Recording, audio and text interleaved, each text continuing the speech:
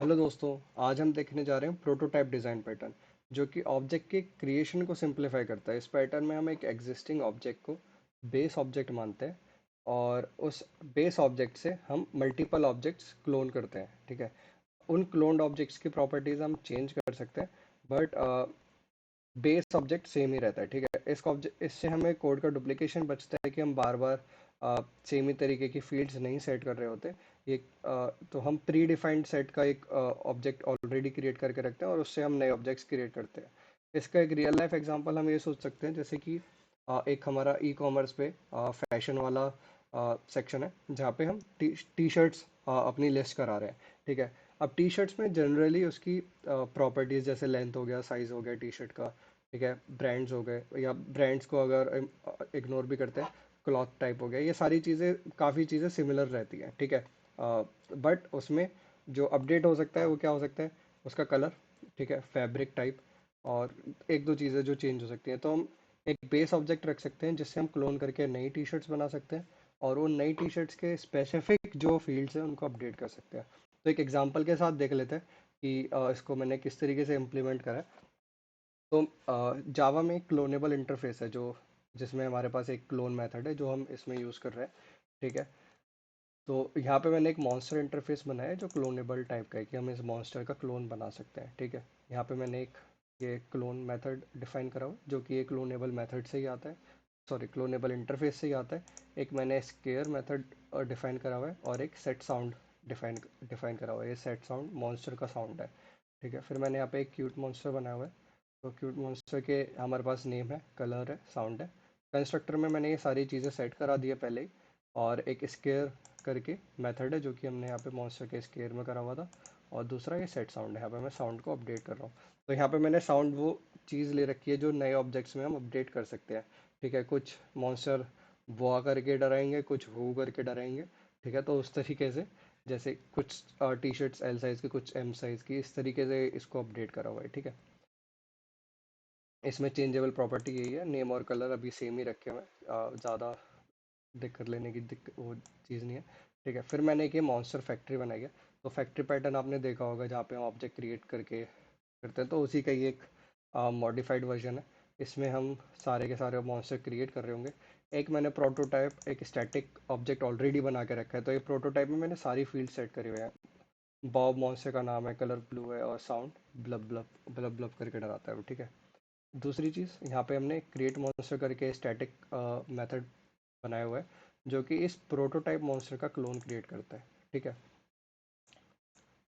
और यहाँ पे अगर हम देखें, तो यहाँ पे मैंने इसका क्यूट का प्रोटोटाइप जो मेथड है उसको ओवरराइड करा हुआ है, कि इस मॉन्स्टर में जो था।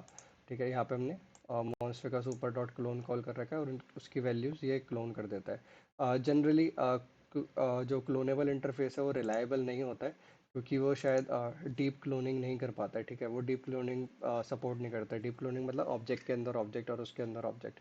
तो उस केस में कस्टम क्लोन मेथड लेकिन ज़्यादा प्रेफरेबल रहता है। ठीक है। अभी हम सिंप्लीफाइड तरीके के लिए हम नॉर्मल क्लोन मेथड से काम चला सकते हैं। यहाँ पे मैंने फिर टेस्ट लिखा हुआ है। टेस्ट में मैंने एक मॉन्स्टर बनाया जो कि मैंने फैक्ट्री से क्रिएट करवाया है। फिर एक मॉन्स्टर 2 बनाया जो फैक्ट्री से क्रिएट करवाया। और मॉन्स्टर 2 का मैंने साउंड चेंज करवा दिया। ठीक है। फिर यहाँ पे पहले मॉन्स्टर 1 स्केयर कर रहा है, फिर मॉन्स्टर 2 स्केयर कर रहा है। फिर हम कंपेयर करके देख रहे हैं कि ये दोनों मॉन्स्टर सेम है कि नहीं। ठीक है। तो यहाँ पे मैंने इसका रन ऑलरेडी करके रखा है। तो मॉन्स्टर 1 जब स्केयर करा तो उसने बू आई एम ब्लू बॉब आई से ब्लब ब्लब करके सेट कर रखा है, क्योंकि इसने इसी का ही क्लोन कर दिया। इसमें ये सारी चीज़ें सेट है। ठीक है। सेकंड वाले ऑब्जेक्ट के लिए मैंने उसका साउंड अपडेट कर दिया था, तो यहाँ पे उसने बो करके डराया। तो हम यहाँ पे एक चीज़ कर सकते हैं, मॉन्स्टर 1 का भी साउंड चेंज कर सकते हैं। ठीक है। मॉन्स्टर 1 अब हू करके डराएगा। ठीक है। और यहाँ पे मॉन्स्टर 1 कर देते हैं। अब यहाँ पे देखेंगे तो हमारा इसका साउंड अपडेट हो जाएगा। जो अभी ब्लब ब्लब करके डरा रहा है वो अभी हु करके डराने लगेगा। ठीक है। तो मॉन्स्टर ब्लब ब्लब करके बस आया है, शायद डर्टी मॉन्स्टर है, डर्ट में से निकला है। ठीक है। तो यहाँ पे मॉन्स्टर ब्लू बॉब हु करके डरा रहा है, फिर सेकंड जो मॉन्स्टर है वो बोआ करके डरा रहा है। ठीक है। तो ये था क्लोनेबल,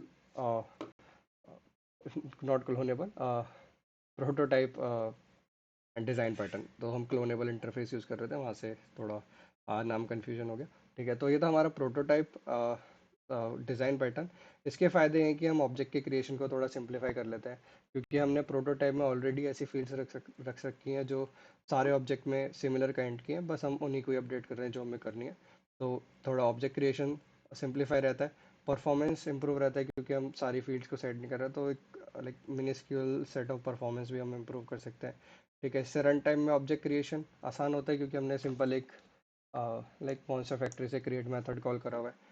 ठीक है, और बाकी यह है कि ड्रॉबैक्स इसका कि कॉम्प्लेक्सिटी बढ़ जाती है। अगर प्रोटोटाइप अपने आप में एक कॉम्प्लेक्स मेथड है, सॉरी कॉम्प्लेक्स ऑब्जेक्ट है, जैसे मैंने बताया कि ऑब्जेक्ट के अंदर ऑब्जेक्ट नेस्टेड ऑब्जेक्ट्स है काफ़ी सारे, और हम बेसिक क्लोनेबल इंटरफेस यूज़ नहीं कर सकते क्योंकि वो डीप क्लोनिंग सपोर्ट नहीं करता है, तो हमें खुद के क्लोन मेथड्स लिखने पड़ेंगे और वो थोड़ा लाइक टफ चीज़ रहती है, तो बस वहाँ पे इसमें थोड़ी कॉम्प्लेक्सिटी हो जाती है।